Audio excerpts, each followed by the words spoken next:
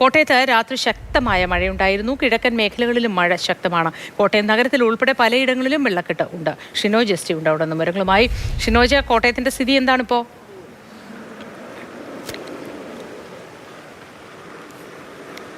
ഇപ്പോഴും കനത്ത മഴ പെയ്യുന്നുണ്ട്.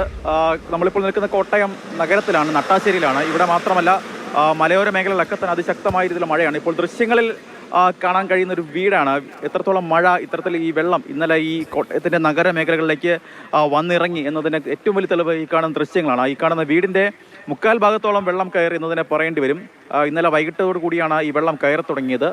പൂർണ്ണമായും ഇന്നലെ രാത്രിയോട് കൂടി തന്നെ വീടിൻ്റെ മുക്കാൽ ഭാഗത്തോളം വെള്ളം കയറി. അത്തരത്തിൽ പ്രതിസന്ധിയിലാണ് കോട്ടയത്തിൻ്റെ നഗരമേഖല എന്ന് പറയുന്നത്. പ്രത്യേകിച്ച് കഴിഞ്ഞ ദിവസങ്ങളിലൊക്കെ തന്നെ പാലായിലും ഈരാറ്റുപേട്ടയിലും ഉണ്ടായിരുന്ന വെള്ളം മീനച്ചിലാറിലൂടെയൊക്കെ തന്നെ എത്തിയത് കോട്ടയത്തിൻ്റെ ഇത്തരത്തിൽ പടിഞ്ഞാറൻ മേഖലകളിലേക്കും ഈ നഗരമേഖലകളിലേക്കുമാണ്. അതാണ് ഏറ്റവും വലിയ പ്രതിസന്ധിയായി, ദുരിതമായി ഇപ്പോൾ മാറിയിരിക്കുന്നത്. പടിഞ്ഞാറൻ മേഖലയെ ഒപ്പം തന്നെ ഈ കോട്ടയത്തിൻ്റെ നഗരമേഖലകളിൽ പൂർണ്ണമായും ദുരിതത്തിലായി എന്ന് തന്നെ പറയേണ്ടി വരും. അമ്മ, ഉള്ള വെള്ളം കയറിയല്ലേ? വീട്ടിൽ വെള്ളം കയറി. ഇന്നലെ 4:30 വെള്ളം കയറിയതാണേ. ഇത് ഞങ്ങളുടെ സാധനങ്ങളൊക്കെ പൊക്കിയൊക്കെ വെച്ചു മണയാതെ. ഇനി ഞങ്ങൾ ഇവിടെയാണ്, ക്യാമ്പിലാണ്, പിന്നെ ബ്ലോക്കിൽ നിന്ന് പണിത ക്യാമ്പാണ്. അവിടെയാണ് ഞങ്ങളിപ്പോൾ താമസിക്കുന്നത്. ഇപ്പം ഇന്നലെ വൈകിട്ടോട്ട് കയറിയതാണ്. അപ്പം ഞങ്ങൾക്ക് ഒരുപാട് ബുദ്ധിമുട്ടുകളുണ്ട്. എന്നാന്ന് ചോദിച്ചു കഴിഞ്ഞാൽ ഞങ്ങൾക്ക് ഒന്നാമതായിട്ട് ഭക്ഷണം പാകം ചെയ്യാനുള്ള യാതൊരു സംവിധാനവും ഇല്ല. ഗ്യാസ് തീർന്നു. എനിക്ക് ഇവർ 45 ദിവസമൊക്കെ വെക്കുന്നത് ഞങ്ങൾക്ക് ഭയങ്കര ബുദ്ധിമുട്ടായിട്ട് വന്നിരിക്കുന്നത്. കാരണം ഞങ്ങൾ എങ്ങനെയാണ് ഭക്ഷണം ഉണ്ടാക്കുന്നത്? അടുപ്പ് വെക്കാൻ പറ്റത്തില്ല. അപ്പോൾ പിന്നെ ഞങ്ങൾക്ക് ഭക്ഷണം ഉണ്ടാക്കണമെന്നുണ്ടെങ്കിൽ ഗ്യാസിൻ്റെ ഈ പ്രശ്നം ഒന്ന് മാറ്റി കിട്ടണം. അത് നമുക്ക് അത്യാവശ്യമാണ്. ഇതുപോലെയുള്ള മേഖലകളിലൊക്കെ ഞങ്ങൾക്ക് അത് അത്യാവശ്യമല്ലേ. അപ്പോൾ അതൊന്ന് മാറിക്കിട്ടണം. അതാണ് അത്യാവശ്യം. ക്യാമ്പിൽ സൗകര്യങ്ങളൊക്കെ ഉണ്ടോ? ക്യാമ്പിൽ ബാത്റൂമൊന്നുമില്ല. അത് നമ്മൾ വേറെ എവിടെയെങ്കിലും കര ഉള്ള സ്ഥലത്ത് പോകേണ്ടി വരും. വെച്ചാൽ അത് പെട്ടെന്ന് പണിതല്ലേ. അതുകൊണ്ട് ഞങ്ങൾക്ക് ബാത്റൂമിൻ്റെ ഇല്ല, കിണറും ഇല്ല. പിന്നെ നമ്മൾ കുടിവെള്ളമാണേലും നല്ലിടത്തുനിന്ന് പോയി ശേഖരിക്കണം. അതാണ് അതൊക്കെ ഒരു ബുദ്ധിമുട്ടാണ്. പിന്നെ കിടക്കാൻ സൗകര്യം എന്ന് പറഞ്ഞാൽ നമുക്ക് നമ്മുടെ വീട്ടിൽ നിന്ന് കൊണ്ടുവന്ന സാധനങ്ങൾ ഉപയോഗിച്ച് നമുക്ക് കിടക്കാം. അല്ല കട്ടിലോ അങ്ങനെയൊന്നും ഇല്ല. എന്നാലും നമുക്ക് താൽക്കാലികമായിട്ട് ഒന്ന് കയറിയിരിക്കാനുള്ളൊരു ഇതുണ്ട്. രാത്രി പെട്ടെന്ന് വെള്ളം കയറി. പെട്ടെന്ന് 4:30 കയറിയതാണ്. 4:30 വീട്ടിലോട്ട് പതുക്കെ കയറി. ഇപ്പം നല്ല രീതിയിലായി വെള്ളം. നമുക്ക് താമസിക്കാൻ പറ്റത്തില്ല വിധത്തിലായി. ഞങ്ങൾ ഇന്നലെ വൈകിട്ട് 7 മണിയായപ്പോൾ അങ്ങോട്ട് കയറിയതാണ്. സാധനങ്ങളൊക്കെ ഉയർത്തി വെച്ചോ? സാധനങ്ങളൊക്കെ പിള്ളേരെല്ലാം ഉയർത്തി വെച്ചു. പിന്നെ കട്ടിലും അങ്ങനെയുള്ളതെല്ലാം ചെയ്ത് അലമാരിയൊക്കെ പൊക്കി വെച്ചിട്ടുണ്ട്. പിന്നെ ഇപ്പം ഭക്ഷണം കഴിക്കാനുള്ള പാത്രങ്ങളും അങ്ങനെയുള്ളതൊക്കെ നമ്മൾ കുറച്ചല്ലേ എടുക്കാൻ പറ്റുള്ളൂ. പിന്നെ ഗ്യാസ് ഇല്ല. അതാണ് ഏറ്റവും വലിയ ദുരിതം. 2018 ഇത്ര വെള്ളം കയറി? 2018 ഇത്രയും കയറിയില്ല. ശകലം കൂടെ ആകുമ്പോൾ 2018 വെള്ളം ആവും. ഒരടിയും കൂടെ കയറുവാണെങ്കിൽ 2018 വെള്ളം ആവും. അതിനോട് തുല്യമാവും. അതൊക്കെയാണ് ഞങ്ങൾക്ക് ബുദ്ധിമുട്ടുകൾ. വീട്ടിലാരെങ്കിലും ഉണ്ടോ? വീട്ടിൽ ഇപ്പോൾ ആരുമില്ല. ഞങ്ങളെല്ലാവരും ഇറങ്ങി അവിടുന്ന്. ഇനിയിപ്പോൾ ഞങ്ങൾ ഈ ക്യാമ്പിലോട്ട് കയറുക. ഇപ്പം ഞങ്ങൾ 4-5 പേരുണ്ട്. ഒരു വീട്ടുകാരാണുള്ളത്. ബാക്കിയുള്ളവരാരും വന്നിട്ടില്ല. വലിയ ദുരിതത്തിലാണ് കോട്ടയത്തിന്റെ പടിഞ്ഞാറൻ മേഖലയും വിവിധ ഭാഗങ്ങളിൽ ഇതുപോലെ ജലനിരപ്പ് ഉയരുമ്പോൾ ഏതെങ്കിലും തരത്തിൽ ഇപ്പോഴും ജനങ്ങൾ മാറി താമസിക്കാൻ വിമുഖത കാണിക്കുന്നുണ്ടോ?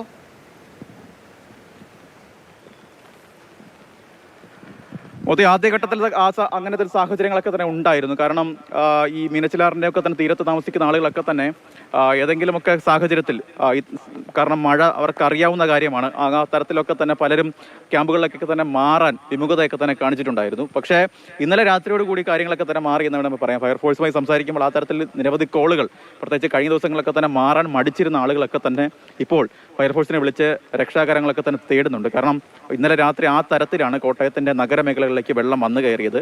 കഴിഞ്ഞ ദിവസങ്ങളിലൊക്കെ തന്നെ പാലായിലും ഈരാറ്റുപേട്ടയിലുമൊക്കെ ഉണ്ടായിരുന്ന വെള്ളം ഈ മീനച്ചിലാറിലൂടെ നേരെ എത്തിയത് കോട്ടയത്തെ ഈ നഗരമേഖലകളിലേക്കാണ്. പടിഞ്ഞാറൻ മേഖലയിലും സമാനമായ രീതിയിലുള്ള ദുരിതമാണ്.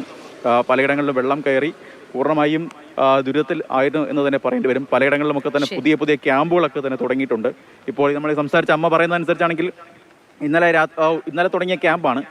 പക്ഷേ അവിടെ കാര്യമായ രീതിയിലുള്ള സൗകര്യങ്ങളൊന്നും തന്നെ ഇല്ല. ബാത്റൂം ഉൾപ്പെടെയുള്ള സൗകര്യങ്ങളില്ല. അതിന് മറ്റെവിടെയെങ്കിലും ഒക്കെ തന്നെ ആശ്രയിക്കേണ്ട അവസ്ഥയാണ് എന്നൊക്കെയാണ് പറയുന്നത്. എന്നാലും നമുക്ക് പിന്നിലും വെള്ളം കയറി കിടക്കുന്ന പ്രദേശങ്ങൾ കാണാം. അവിടെയും 2-3 ആളുകൾ കുടുങ്ങി കിടക്കുന്നുണ്ട്.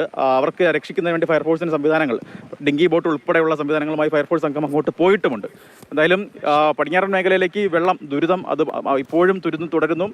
പാലായിലും ഈരാറ്റുപേട്ടയിലും തീക്കോയിലും കാഞ്ഞിരപ്പള്ളി ഉൾപ്പെടുന്ന മലയോര മേഖലകളിലൊക്കെ തന്നെ മഴ ഇപ്പോഴും ശക്തമായി തന്നെ പെയ്യുന്നുണ്ട്. അത് വീണ്ടും ദുരിതമാകും എന്ന കാര്യത്തിൽ സംശയമില്ല. കാരണം ആ വെള്ളം വീണ്ടും എത്തുന്നത് ഈ പടിഞ്ഞാറൻ മേഖലകളിലേക്കാണ്.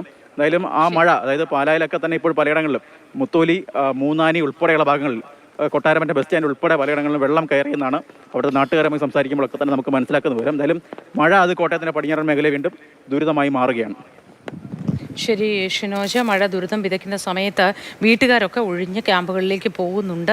തുടക്കത്തിൽ വിമുക്ത കാട്ടിയിരുന്നുവെങ്കിലും പോകുന്നുണ്ട് എന്ന് പറയുന്നു. മറ്റൊരു കാര്യം കൂടി ഒന്ന് ഓർമ്മിപ്പിക്കട്ടെ, പ്രിയപ്പെട്ട വളർത്തുമൃഗങ്ങൾ ഉണ്ടാവും, അവയെ കൂടി ഒപ്പം കൂട്ടുക. അവയൊക്കെ രക്ഷിക്കാനുണ്ടെങ്കിൽ അക്കാര്യവും കൃത്യമായ അധികൃതരെ ഫയർ ആൻഡ് റെസ്ക്യൂ സംവിധാനത്തെയൊക്കെ അറിയിക്കുക. അവരെ കൂടി കൂടെ കൂട്ടാൻ ആരും മറന്നു പോകരുത്, വിമുഖത കാണിക്കുകയും ചെയ്യരുതെന്ന് അഭ്യർത്ഥിക്കുന്നു.